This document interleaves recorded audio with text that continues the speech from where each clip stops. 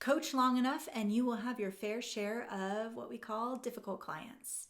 Now, if you've heard me share examples of challenging clients or dynamics in some of our other videos, you might have already drawn the conclusion that I am a cranky and unsupportive human who's judging other people. But here's the thing. I am a performance coach, and so I have a honed ability to evaluate what helps people get what they really, really want and what holds them back from it. And so I love sharing these cameos and insights around some of the challenges that we have in helping people transform and saying the things that maybe you don't hear in very many spaces. So let's talk about difficult clients. Our flavor of difficult client today is the one who pushes back on freaking everything. They question your questions. I don't know why you're asking that. That seems this, that seems that. They resist the very actions that they came to you asking for help with. So I need help with being accountable, right? And taking the actions I said to, or being in integrity with my word. And yet, when you reach out to them or they're asked to report, it's crickets. You know what I mean? Conversations that will, your coaching conversations with them will circle the same edge again and again. And you start to feel this subtle tension, like you're fighting against each other when really you're in their corner. And you feel that tension. And sometimes in even conversations, I've had this experience, maybe you have too, where you can't seem to even get in a word edgewise. They're just constantly looping and talking and excusing and self-diagnosing and all the things. There's no space for change. In spiritual dynamics or in ancient myth, we would call this they are a full cup rather than an empty cup. There's no room to be poured into with anything more than their own resistance. And, talking a lot in sessions, not following through, that's kind of all good on a human level, but they hired you for a reason. And when nothing is changing, that's worth looking at. Many coaches will eventually start to describe these kinds of clients with a familiar phrase. They'll call them difficult clients, if they're honest. Sometimes the label is spoken lightly. Sometimes it carries a little more frustration or a little heaviness behind it. After all, coaching done right is supposed to involve evolution, change, meaningful forward motion. And so when someone keeps resisting and armoring up against the very change that they say they want, it's natural to assume something about their attitude or their willingness that's getting in the way. But I want to give you a different lens. Watch these moments more carefully and a different picture will start to emerge. So often the client that feels like they're resisting, they're often not resisting you. They're responding to tension within their own nervous system. And then they have a response to that tension and pressure. This could be a moment where the coaching conversation, it touches a nerve, an edge of real change or truth. And their organism, their animal body, begins to calculate what that change will cost in reputation, identity, or whatever. They start to feel it like a threat. And so many times the mind will still agree that moving forward or making change, it makes sense conceptually, but the body will still feel the tension of what that follow through is going to cost. So this can look like a couple things. A client will start arguing with perfectly reasonable suggestions or questions. You might even ask what I would call a simple, innocent, normie person question, and they'll still push back on it as if you're wanting that more than they, and you're actually not advising at all. So it's like an imaginary fight. Another shift that a client might do in this dynamic is You'll ask them a question and it touches a nerve, an edge of change, a moment of truth, and they'll start kind of pivoting the conversation over into a different abstract analysis. Like, yeah, that's good, but let me tell you about this thing. Let me tell you about this thing that I just read. And they'll do that as soon as the action, the change became clear. You ever see this? And then the other thing that will happen is sometimes they'll perform agreeableness.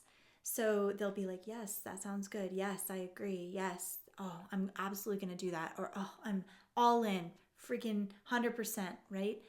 And you can see it in their body, their view, even the gesture that I just made. And what will happen is they'll quietly avoid that action and probably you once the session ends. So from the outside, these behaviors get categorized as resistance. That's not a bad word, right? But inside for them, sometimes they're signals that their nervous system is approaching a load, like a weight lift that it does not yet trust itself to carry. Okay, so before we go further, it'll help for you to understand that we are not universal when it comes to how we approach pressure and what happens. Our nervous systems tend to organize in one of 4 ways or a slight combination of a few. Some bodies move towards decisive action. Others move towards analysis and they distance themselves. Others will adapt constantly to changing circumstances and never really stay or land. While others will read intuitive or relational subtle cues with extraordinary sensitivity. And these capacities can be at low levels of development or bandwidth and also high levels of bandwidth.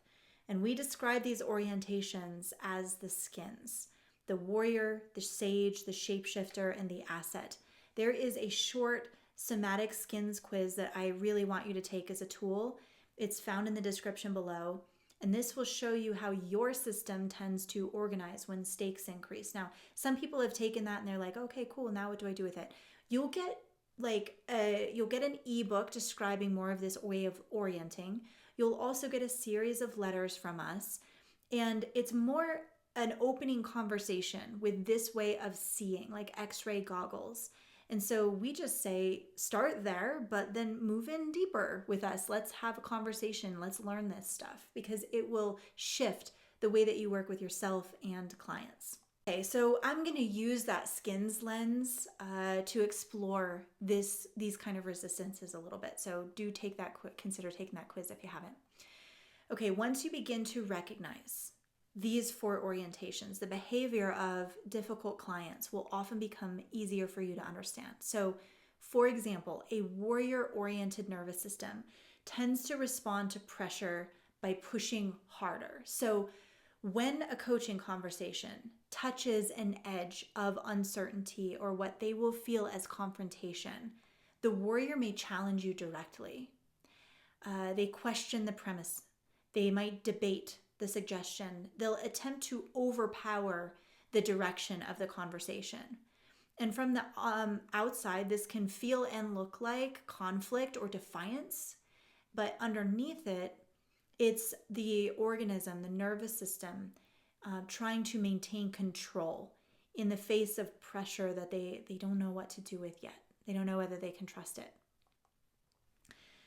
If a client is sage leaning in their orientation, they'll move in maybe an opposite direction. So when the conversation tends to approach a decisive moment or trying something new, aka unproven to them, the sage becomes brilliantly analytical and maybe even a little skeptical. They'll introduce nuance, they'll explore complexity, and refine the problem with remarkable intelligence. The insight may or may not deepen, but the action will remain just out of reach. So what appears to be thoughtful reflection is sometimes just their nervous system creating distance from doing the moment that something would actually change their situation. So the shapeshifter orientation, this system adapts to the environment around it. So as pressure rises, This client may seem enthusiastic and flexible in the coaching session itself. They're pumped. They agree with the direction. They're a hell yes. They respond to the energy of the room. They appear ready to move. And yet when they return to their daily environment, their organism will recalibrate to the surrounding pressures, the demands, and honestly, the action will dissolve. An asset-oriented system, this is what we call the empath. This system will read the relational field with great sensitivity.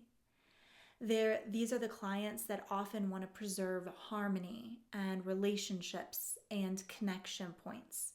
And so when the coaching conversation moves towards a step that may create conflict or disrupt or close a relationship, their system becomes cautious, maybe even guarded. They may soften the action. They may say that they're going to do something but do like half that. They might delay the conversation, leave tendrils of connection, and they'll search for ways to avoid upsetting the equilibrium of the people around them. When you look through these lenses, the label difficult client begins to lose its meaning. It's really 2D. Because what you're actually witnessing is like this 3D perspective of nervous systems and how they respond to pressure in only the ways that they know how. And this is where the real craft of masterful coaching begins. The goal is not to eliminate a client's orientation. So each of these patterns carries powerful strengths. The warrior brings courage and decisive force. The sage brings clarity and deep perception. The shapeshifter brings adaptability. The asset brings relational awareness and emotional intelligence. And so the work is to help your client develop full range of expression. So when the warrior learns to tolerate uncertainty without needing to dominate the moment, their strength becomes strategic rather than reactive. When the sage learns to step out of analysis and remain present and connected emotionally in the moment of action, their intelligence becomes decisive, qualified. When the shapeshifter develops structural steadiness under pressure, their adaptability becomes reliable rather than inconsistent. When an asset learns to hold relational tension without collapsing, their sensitivity becomes leadership. As the nervous system develops that kind of additional range, the behaviors that once looked like resistance begin to change. So the warrior listens without needing to overpower. The sage acts before analysis becomes endless and draining. The shapeshifter follows through, even when new information comes to light. The asset delivers a difficult truth and backs it up with clear action without abandoning connection to themselves. What once appears to be a difficult client becomes someone whose system learned how to carry pressure in new ways. This shift from managing our behavior to developing nervous system capacity, it's a deeper layer of the work that we explore inside the Prestige. So we use immersive events rather than lecture-based. These immersive events are like catalysts or simulators. They allow you to experience yourself, your nervous system, relational dynamics, all the things that we do under pressure. You get to experience and shift in real time. And then we have coaching circles where we'll train real presence. You can bring your goals, your projects, receive support, and learn this way of operating under pressure. So members will build the biological infrastructure, what we call the psychosoma, required to stay grounded in moments that once triggered resistance. And this is all held within our Applied Somatics Academy. We'd love to have you. You can join us if you're interested. You can join us for a season. That's usually the great way to do it.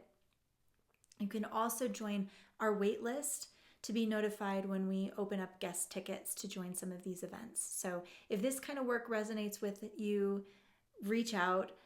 We're real people doing real work with real humans on real goals. and we'd love to have you. So if you made it this far in the video, thank you so much. And do consider liking and subscribing. It helps us reach more people with this channel. We want this work to, reach as many people as possible because it is impactful. Until next time.